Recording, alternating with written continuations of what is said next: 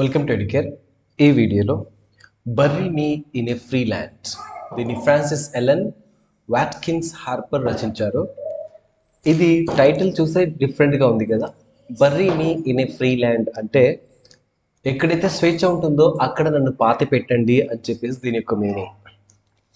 అంటే ఈ పోయం యొక్క టైటిలే ఇంత కఠినంగా రాయడానికి కారణం ఏంటి అంటే, చాలామంది ఆఫ్రికన్స్ వివిధ దేశాల్లో ప్రపంచం మొత్తం చూసుకుంటే వీళ్ళందరినీ కూడా స్లేవ్స్ చేసేసారు. అంటే బానిసలుగా చేసేసి వాళ్ళ తరతరాలు కూడా వాళ్ళ ఇంట్లోనే పనిచేయాలి, వాళ్ళకి సరైన తిండి లేదు, స్వేచ్ఛ లేదు, మాట్లాడేటువంటి హక్కు లేదు, బానిసలుగానే పుట్టాలి, బానిసలుగానే వాళ్ళు చనిపోవాలి, అది కూడా ఎంతో ఒత్తిడికి లోనై ఎంతో హింసకు లోనై వీళ్ళు చనిపోవాల్సి ఉంటుంది. అందుకే ఇక్కడ రైటర్ ఏం చెప్తుంది అంటే, Harper bury me in a free land, ఎక్కడైతే స్వేచ్ఛ ఉంటుందో, ఎక్కడైతే సమానత్వం ఉంటుందో అక్కడ నన్ను పాతి పెట్టండి అని చెప్పేసి ఈ పోయం యొక్క టైటిల్ని ఇలా రాసిందన్నమాట. ఓకే, దీని ఈ సమ్మరీని కంప్లీట్గా ఇందులో డిస్కస్ చేద్దాం. కొంత డిస్టర్బెన్స్ ఉండొచ్చు, పాప నా దగ్గర ఆడుకుంటుంది. ఓకే, తను అసలు వదలట్లేదు నన్ను. ఎక్కడైనా ఆమె గట్టిగా అరవచ్చు, శబ్దం చేయొచ్చు. ఓకే, అన్నింటికి సిద్ధపడి మీరు వినండి. Okay, letter start. ఇది డిగ్రీ ఇంగ్లీష్ 5th సెమిస్టర్ సంబంధించి రీసెంట్గా ఉస్మానియా యూనివర్సిటీ కొత్త సిలబస్ ఇంట్రొడ్యూస్ చేసేసింది కదా, అందులో ఉన్నటువంటి సిలబస్ ఇది. ఓకే, ఇప్పుడు మనం చూస్తే ఈ సిలబస్లో అబౌట్ ది ఆథర్ చూద్దాం. About the author, Frances Ellen Watkins Harper was in 19th century African American poet, a prominent early feminist, abolitionist, civil rights advocate and reformer who co-founded the National Association of Colored Women's Club. She was a noteworthy figure of anti-slavery movement and championed the cause of women's rights, known for her speeches on those subjects. ఇక్కడ ఈమె చూసుకుంటే ఈమె African American అనమాట. ఈమె ప్రామినెంట్గా దేని గురించి బాగా చెప్పిందంటే ఫెమినిస్ట్, అబలిషనిస్ట్. ఇక్కడ కొన్ని కామాలు ఫుల్ స్టాప్ లేవు, అక్కడ నేను పెట్టేస్తాను, మీరు రాసేటప్పుడు కూడా వీటిని గమనించండి. ఫెమినిస్ట్ కామా, ఇక్కడ ఒక కామా, అండ్ ఎస్ ఇక్కడ ఇది ఫుల్ స్టాప్ లేదనమాట. ఇక్కడ మీరు ఇది కంటిన్యూగా చదివేసేయండి. ఈమె ఫెమినిస్ట్ అంటే స్త్రీవాదం పట్ల ఈమెకు అభిమతం ఎక్కువగా ఉన్నటువంటి వ్యక్తి, స్త్రీకి జరిగేటువంటి అన్యాయాన్ని వ్యతిరేకించేటువంటి వ్యక్తి అనమాట. సివిల్ రైట్స్ అడ్వకేట్ కూడా, మానవ హక్కుల యొక్క పౌర హక్కుల అడ్వకేట్ కూడా తను అనమాట. And reformer who co founded the national association of coloured women, అంటే ఆఫ్రికన్ పీపుల్ ఎవరైతే ఉమెన్ ఉంటారో వాళ్ళ మీద జరిగేటువంటి ఆఘాయిత్యాలు ఏవైతే ఉంటాయో వాటన్నిటిని సంఘటితపరిచి వాటిని వ్యతిరేకించాలి లేదా వాటిని అక్కడి నుంచి ఇరాడికేట్ చేయాలనే ఉద్దేశంతో కలర్డ్ ఉమెన్స్ క్లబ్ని కూడా ఈమె ఏర్పాటు చేసింది. She was a note worthy figure of anti slavery, ఈమె బానిసత్వానికి వ్యతిరేకంగా పోరాడింది. బానిసత్వానికి వ్యతిరేకంగా పోరాడేటువంటి ఆ ఉద్యమాన్ని కూడా నడిపించింది. And the cause of women's rights, noun for her speeches on the subjects. ఈమె ఇలా స్త్రీవాదం పట్ల, స్లేవరీ పట్ల, స్లేవరీ అంటే బానిసత్వం, దానికి పట్ల చాలా స్పీచెస్ కూడా ఇచ్చింది. ఏ prolific poet and writer, Harper was among the first African American women writers whose works were published in the USA. యుఎస్ఏలో ఇలాంటిది చాలా ఎక్కువగా ఉంటుంది వివక్షత. బ్లాక్స్ అని, వైట్స్ అని, బ్లాక్స్ ఎక్కడ కనిపిస్తావో అక్కడ వాళ్ళని కొట్టడము, ఓకే, చంపడం, ఇవన్నీ కూడా చేస్తూ ఉంటారు అమెరికన్స్. అయితే అక్కడ అమెరికాలో ఒక ఆఫ్రికన్ అమెరికన్ ఉమెన్ రాసినటువంటి వర్క్స్ ఏవైతే ఉన్నాయో, రచనలు ఏవైతే ఉన్నాయో అవి పబ్లిష్ చేయబడ్డాయి. అంటే అది ఒక గ్రేట్ అచీవ్మెంట్ అనమాట. Okay, at age 20 she published her first book of poetry. Her first story was 2 Offers. ఈమె 20 సంవత్సరాల వయసులోనే, కొన్ని చోట్ల 17 సంవత్సరాలని కూడా ఉంటుంది, గమనించండి. 17 అని కూడా కొన్నింట్లో నేను చూశాను, బట్ ఇక్కడైతే 20 అని చెప్పేసి ఇక్కడ ఇచ్చారు. 17 సంవత్సరాల వయసులోనే ఆమె ఒక ఫస్ట్ బుక్ రిలీజ్ చేసింది పోయిట్రీ మీద. ఆమె మొదటి బుక్ పేరు ఏంటంటే 2 Offers, దాని పేరు. ఇది రచయిత గురించి. ఓకేనా, మీరు ఎగ్జామినేషన్లో ఇలా హెడ్డింగ్ పెట్టేసి నీట్గా ఇది ఇంత పారాగ్రాఫ్ రాసేయండి. నెక్స్ట్ ఇప్పుడు ఈ పోయంలో ఉన్నటువంటి క్యారెక్టర్స్ ఎవరో చూద్దాం. ఫస్ట్ క్యారెక్టర్ చూస్తే ద స్పీకర్, ఎవరైతే మాట్లాడుతున్నారో వాళ్ళ స్పీకర్ ఇక్కడ. ఆ తర్వాత స్లేవ్, బానిస, ది మదర్, ఒక తల్లి కూడా ఉంటుంది ఇందులో, ది చిల్డ్రన్, పిల్లలు ఉంటారు, the bloodhound, the slave trader. Okay, వీళ్ళందరూ కూడా క్యారెక్టర్స్గా ఇక్కడ ఈ పోయంలో చెప్పడం జరిగిందనమాట. హూన్స్, బ్లడ్ హూన్స్ అంటే గాయాలు ఇక్కడ. స్లేవ్ ట్రేడ్స్ అంటే వాళ్ళు బానిసల్ని ఒక చోటు నుంచి ఒకటి తీసుకెళ్ళి అమ్ముతూ ఉంటారు కదా, వాళ్ళని స్లేవ్ ట్రేడర్స్ అంటారు. ఇక్కడ బానిసలుగా ఉన్నప్పుడు వాళ్ళు దెబ్బలు తగిలించుకుంటూ ఉంటారు, ఆ నొప్పితో అలాగే పని చేస్తూ ఉంటారు, వాటిని బ్లడ్ హూన్స్ అంటారు. ఓకే, నెక్స్ట్ ఇప్పుడు చూద్దాం దిస్ సమ్మరీ కంప్లీట్గా చూద్దాం. In bury me in a free land, the speaker passionately conveys a deep desire for a final resting place in a land where from the injustice of slavery. ఈ పోయిల మొత్తానికి చెప్పేది ఏంటంటే, ఎక్కడైతే స్వేచ్ఛ ఉంటుందో, ఎక్కడైతే పూర్తిగా వాళ్ళకు మాట్లాడే స్వేచ్ఛ ఉంటుందో, ఎక్కడైతే రెస్టింగ్ ప్లేస్, ఎక్కడైతే వాళ్ళకు ఫ్రీగా ఉండగలుగుతారో, ఎక్కడైతే అన్యాయం జరగదో, ఇన్జస్టిస్ లేదో అక్కడ నన్ను పాతి పెట్టండి అని చెప్పేసి ఒక మెసేజ్ని తను ఇక్కడ తెలియచేస్తుంది, కన్వే చేస్తుంది అనమాట. డీప్ డిజైర్ అంటే చాలా స్ట్రాంగ్ డిజైర్, ఒక గాఢమైనటువంటి కోరిక ఆమెకు ఉంటుంది. అదే ఇదనమాట. అదేంటంటే, ఎక్కడైతే స్వేచ్ఛ ఉంటుందో అక్కడ నన్ను పాతి పెట్టండి, ఈ మనుషుల మధ్య నన్ను పాతి పెట్టకండి, ఈమె ఇక్కడ హింస ఉంది, ఇక్కడ బానిసత్వం ఉంటుంది, ఇక్కడ నేను పుట్టాను, ఇక్కడ నన్ను పాతి పెట్టకండి, కనీసం నా శవాన్ని స్వేచ్ఛ ఉన్నటువంటి ఆ భూమిలోనైనా పాతి పెట్టండి కనీసం అని చెప్పేసి రిక్వెస్ట్ చేస్తుంది. అంటే తను ఎంత వివక్షత, ఎంత బానిసత్వాన్ని అనుభవించిందో ఆ లైన్స్లోనే మనకు అర్థమైపోతాయి. The request a humble grave whether in a low plain or on a lofty hill as long as it is in a place where people are free.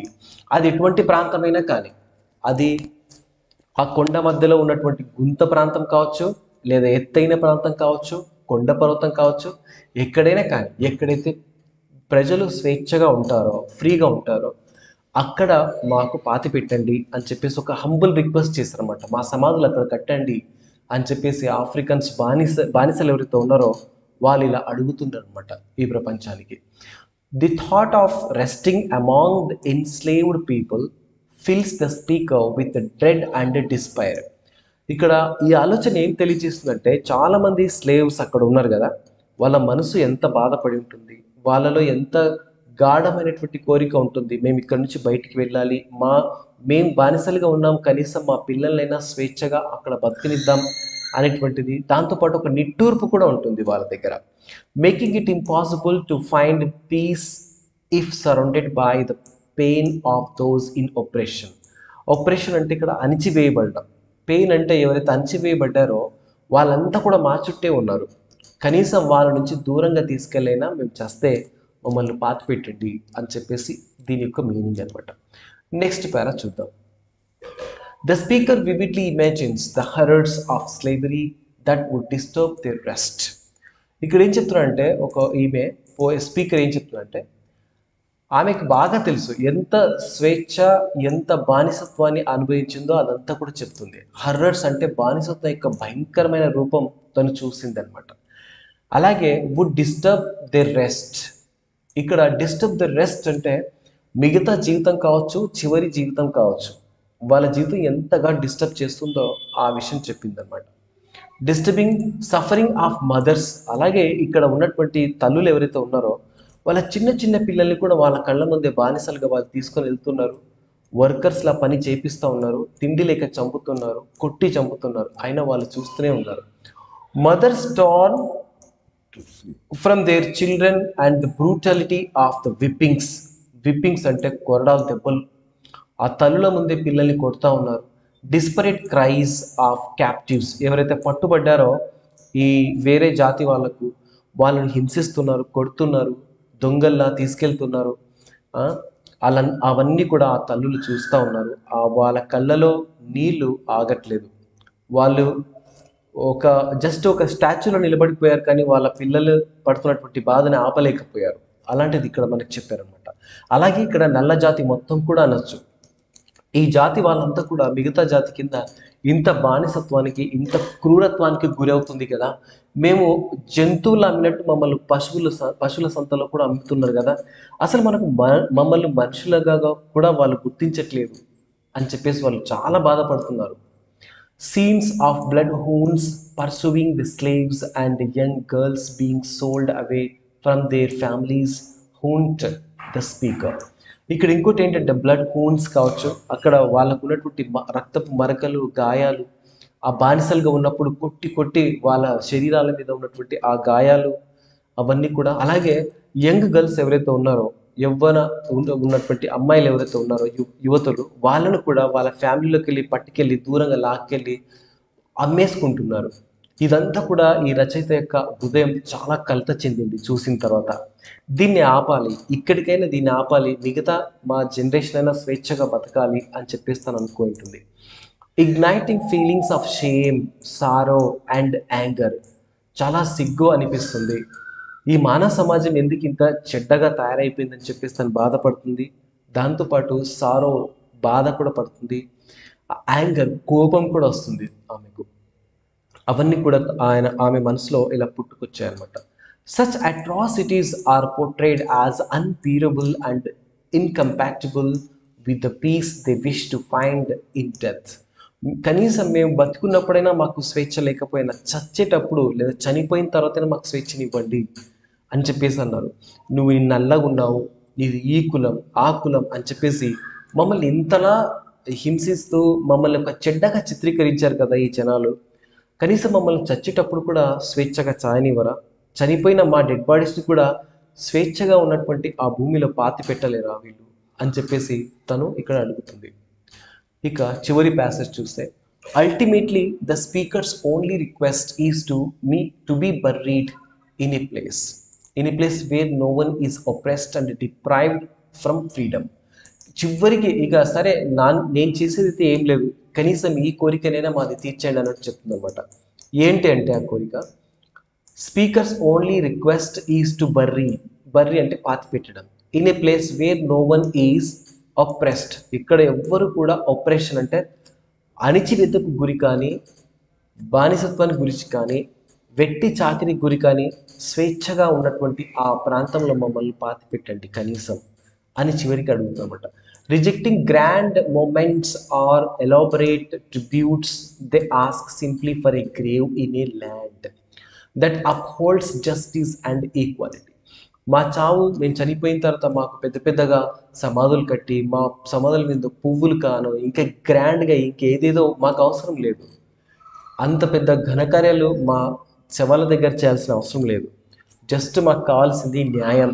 ఎక్కడైతే న్యాయం ఉంటుందో, ఎక్కడైతే సమానత్వం ఉంటుందో, ఎక్కడైతే స్వేచ్ఛ ఉంటుందో అక్కడ మమ్మల్ని పాతి పెట్టండి లేదా నన్ను పాతి పెట్టండి అని చెప్పేసి తను అడుగుతుంది. ఇక్కడ ఒక్క ఆఫ్రికన్ అమెరికనే మొత్తం ఆఫ్రికా జాతిని ఇక్కడ రిప్రజెంట్ చేస్తుంది అనమాట. అది చెప్పింది, ఇంత స్వేచ్ఛగా ఉండాలి, మా జాతి స్వేచ్ఛగా బతకాలి, ఎక్కడ గొడవలు లేకుండా, ఎవరి మీద అణిచివేతలు లేకుండా ఉన్నటువంటి ప్లేస్లో మమ్మల్ని పాతి పెట్టండి అని చెప్పేసి అడుగుతుంది. This plea reflects a profound longing for a human dignity and end to the sufferings caused by slavery. వీళ్ళంతా కూడా ఆ బానిసత్వం నుంచి విముక్తి పొందాలి, విముక్తి పొంది అక్కడ వాళ్ళ స్వేచ్ఛను అనుభవించాలి, గౌరవాన్ని కూడా పొందాలి. అలాగే ఒక మనిషి ఇంకొక మనిషి, సాటి మనిషిని ఎంత రెస్పెక్ట్ ఇస్తాడో అలాంటి రెస్పెక్ట్ మా జాతికి అందాలి అని చెప్పేసి అంటుంది. Emphasising the speaker's belief in universal human rights. ఇది దేని గురించి తెలియజేస్తుందంటే ఇక్కడ చివరి పదం, ప్రపంచంలో ఉన్నటువంటి ప్రతి వ్యక్తికి కూడా హక్కులు కావాలి, ప్రతి మానవునికి హక్కులు కావాలి, అందుకే మానవ హక్కులు ఉండాలి అని చెప్పేసి చెప్పింది. ఇలా ఆఫ్రికా జాతి వాళ్ళ మీద జరుగుతున్నటువంటి దాడులు కావచ్చు, హింస కావచ్చు, వాటన్నింటినీ ఈ పదాల రూపంలో తన బాధను వ్యక్తపరిచింది రైటర్. ఓకే, ఇది అనమాట. సో టైటిల్ మీకు అర్థమైంటుంది, అలాగే పోయం కూడా మొత్తం నేను వెరీ వెరీ ఇంపార్టెంట్ పాయింట్స్తోనే సమ్మర్ ఇచ్చాను కాబట్టి ఇది కూడా అర్థమైంటుంది. ఓకే, మంచిగా రాయండి. All the best. ప్రజెంటేషన్ ఎలా ఉంది, నెక్స్ట్ లెసన్ ఏది కావాలో అది కూడా కామెంట్ సెక్షన్లో రాయండి. ఓకే, 1కి 2 సార్లు చూడండి, 3 సార్లు చూడండి, మీకు నష్టమేం లేదు. రిపీటెడ్గా చూడడం వల్ల ఏమవుతుందంటే రిపీటెడ్గా విని విని అది కంప్లీట్గా మీకు అర్థమైపోతుంది. మళ్ళీ మళ్ళీ చదవాల్సిన అవసరం లేదు. జస్ట్ డైరెక్ట్ ఎగ్జామ్కి వెళ్తారు, మీరు రాసేస్తారు అంతే. ఎందుకంటే ఆల్రెడీ మిగతా పాత సెమ్‌లన్నీ రాసేస్తారు కదా! ఇది కూడా మీకు అంత లెక్క ఏం కాదు నాకు తెలుసు. ఎందుకంటే తర్వాత మీరే పెట్టేస్తారు కామెంట్, సార్ ఎగ్జామ్ దుమ్ము లేపాను, సూపర్ అని చెప్పేసి మీరు అంటారు. Okay, thank you so much for watching this video and share with your friends.